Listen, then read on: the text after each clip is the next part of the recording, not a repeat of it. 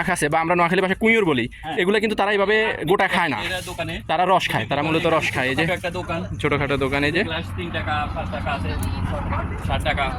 Brazilian মহিলারা দোকানদারি করে এখানে। আমি গো কথা আগে ওই কথা, এই যে ওনার দোকান, বেলেলা ওনার দোকান এটা। 200 মিলি 3 টাকা। হ্যাঁ, উনি আখ নিয়ে আসলো, ফিউর নতুন আখ নিয়ে আসলো।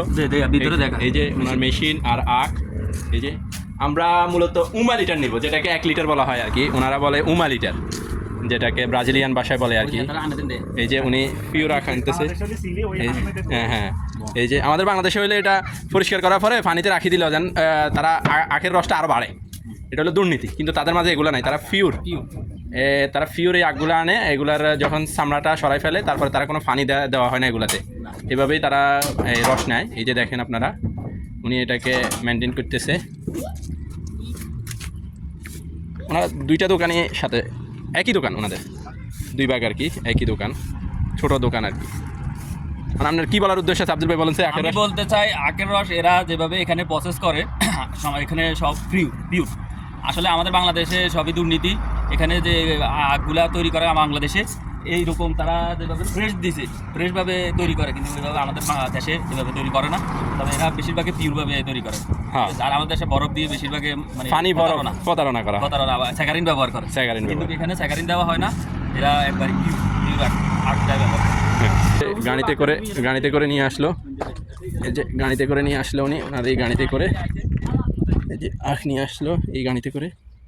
আরও সাথে আনলো কলা, আরও কি আছে ওনার মেশিন টেশিন আরও অনেকগুলো আছে, এই গাড়িতে করে আখ নিয়ে আসলো। একটা বাচ্চা ওনাদের এই খুব দুষ্টামি করতেছে। এই পিতামাতা যে বাচ্চাটাকে নিয়ে আসলো, তারা কিন্তু তাদের এই বাচ্চাটাকে শিখাইতেছে যে ছোটোবেলা থেকে ব্যবসা কীভাবে করে, কীভাবে একটা মানুষের সাথে কথা বলে, এরা কিন্তু এভাবেই শিখাইতেছে। এই যে নতুন কাস্টমার আসলো, তাদের আসলো, এটা ব্রাজিলিয়ান গাড়িতে করে আসলো।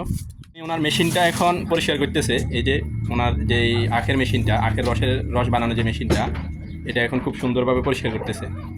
এই যে ওনার এই মেশিনটা, এই যে মেশিনটা কিন্তু সুন্দর আছে, অনেক সুন্দর মেশিন, অনেক ক্লিন রাখে তারা, এগুলো অনেক ক্লিন রাখে, পরিষ্কার রাখে, খুব সুন্দর করে পরিবেশন করে।